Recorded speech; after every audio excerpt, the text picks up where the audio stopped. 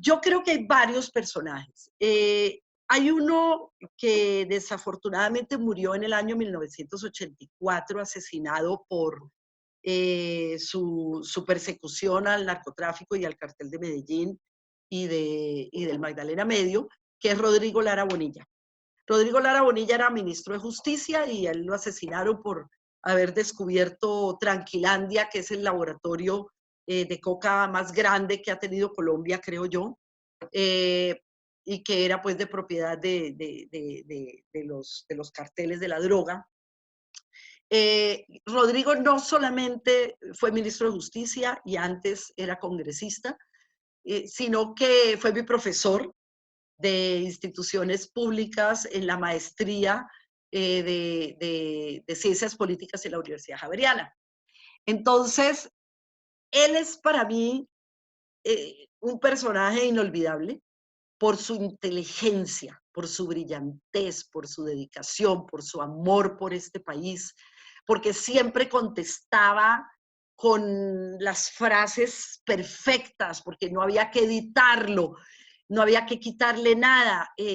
Era un tipo espectacular y murió tan joven, yo creo que ni siquiera tenía 40 años cuando murió. Es una gran pérdida para el país. Eso en el plano nacional es para mí el personaje inolvidable, Rodrigo Lara Bonilla. Y en el plano internacional, yo fui corresponsal volante, en esa época no había corresponsales permanentes, o si había, eran muy pocos, sino que a nosotros nos mandaban a los países a cubrir.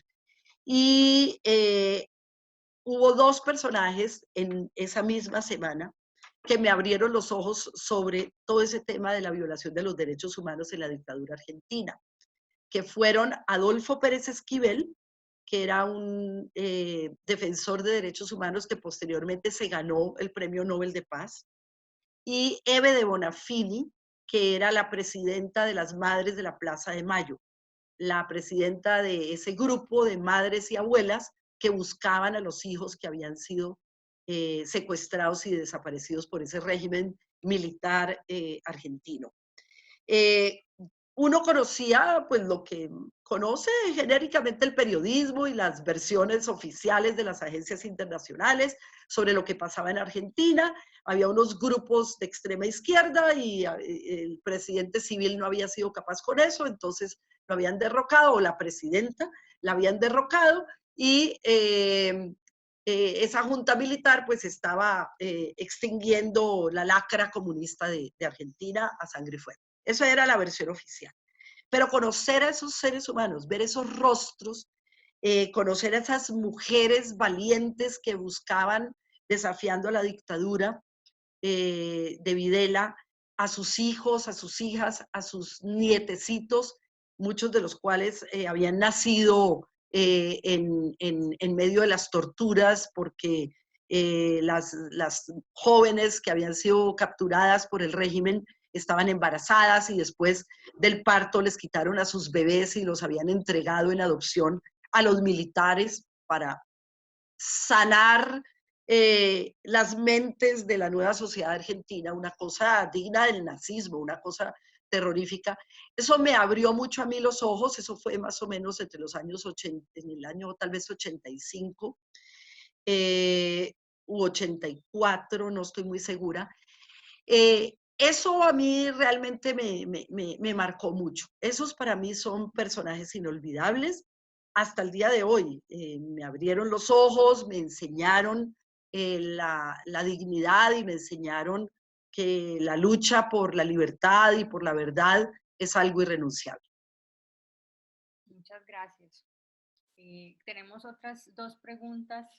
Olga, te agradezco muchísimo. Yo sé que Creo que se me quedó, perdón, lo del clan de los 12 apóstoles, que sí, también me lo había preguntado el profe. sí, por Rápidamente. favor. Sí, semanas después de haber publicado el libro, el principal protagonista, Santiago Uribe Vélez, hermano del presidente, el expresidente Álvaro Uribe, me demandó, él me denunció penalmente. Fueron meses de mucha zozobra, me tocó ir a una audiencia y verlo a él, ver a ese criminal frente a mí. Creo que hay que decir presunto, supuesto criminal, pero bueno.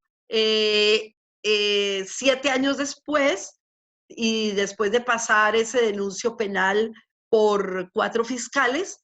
La fiscalía archivó el proceso porque no encontró méritos para abrir una investigación contra mí, pero se siente muy duro eso, se siente una persecución muy fuerte. Yo tuve que sacar a mis hijos del país porque realmente no es gente común y corriente que va a un juzgado y lo demanda a uno. Es gente que tiene muchas más posibilidades, dejémoslo así, y había que salvaguardar las vidas de mis hijos y eso afectó mucho el hogar familiar. Afortunadamente pudieron regresar después de que se precluyó la investigación, de que se archivó.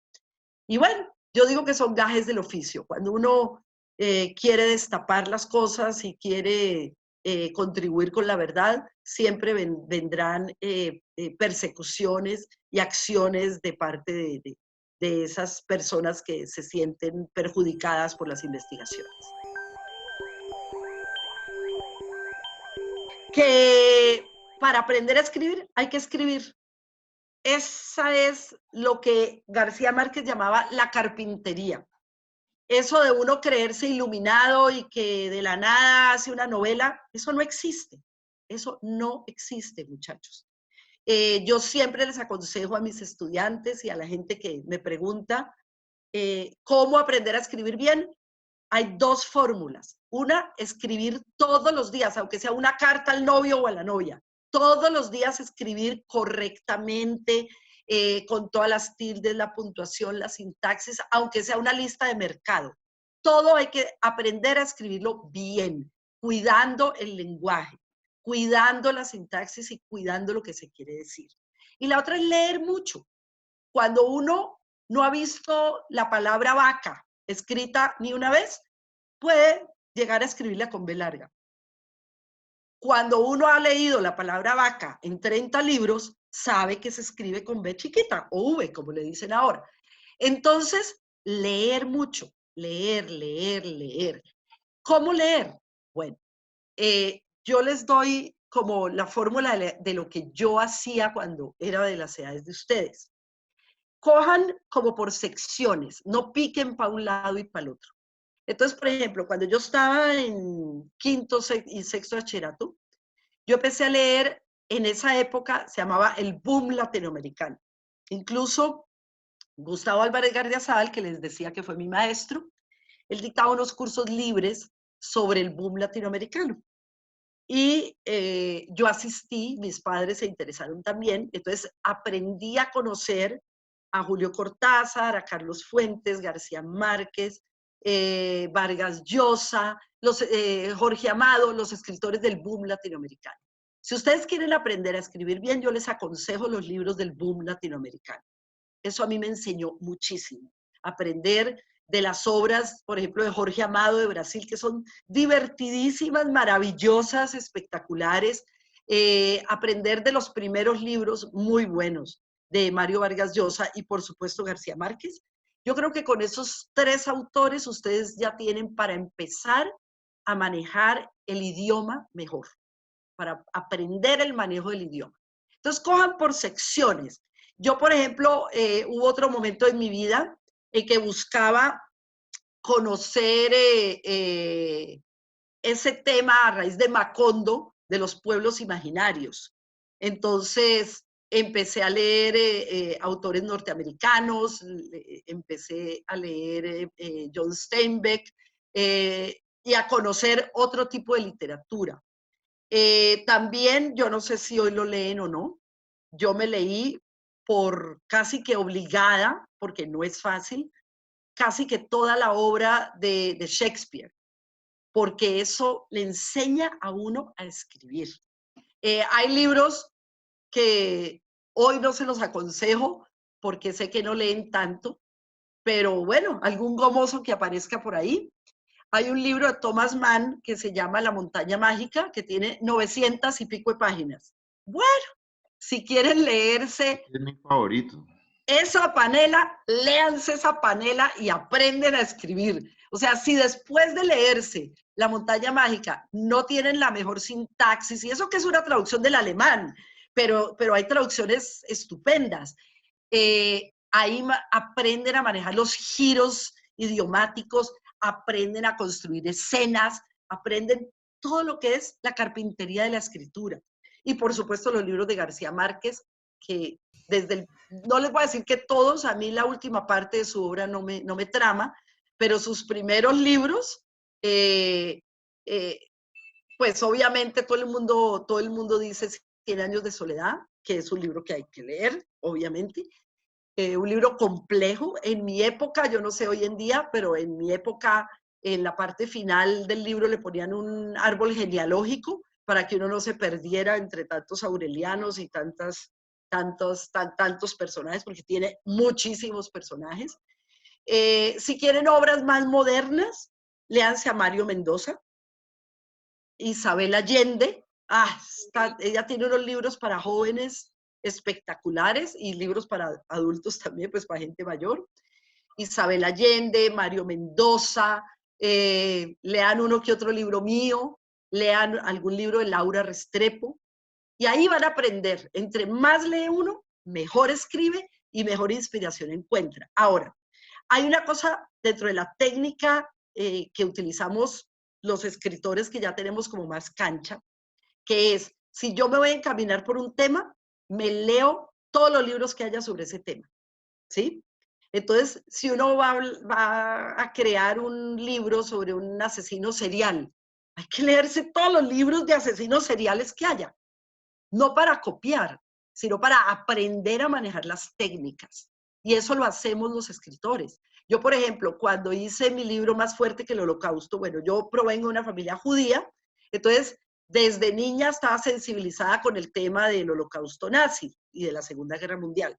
Pero cuando empecé a trabajar esa obra, que duré 3 años haciéndola, me leí por lo menos 6 libros de esa época del Holocausto nazi, y me leí entre esos 6, me releí un par de ellos, me vi 20 documentales y vi no sé cuántas series de televisión. Entonces, uno busca no solamente inspiración, sino también no repetir lo que otros han hecho. Entonces, también hay que mirar qué es lo que otros autores han hecho para no volver a hacer lo mismo. Como que escribir no es simplemente un arrebato de inspiración que hace que uno se siente frente a un computador y vomite ideas, perdón la palabra, pero es así, sino que es un ejercicio que demanda muchísimo trabajo y muchísima dedicación. Por eso, un autor hace una novela en 3 o 4 años. Cuando esos autores producen 1 o 2 libros por año, pues va a ser basura. Porque ¿cómo puede uno escribir 2 o 3 libros en un año? Es imposible.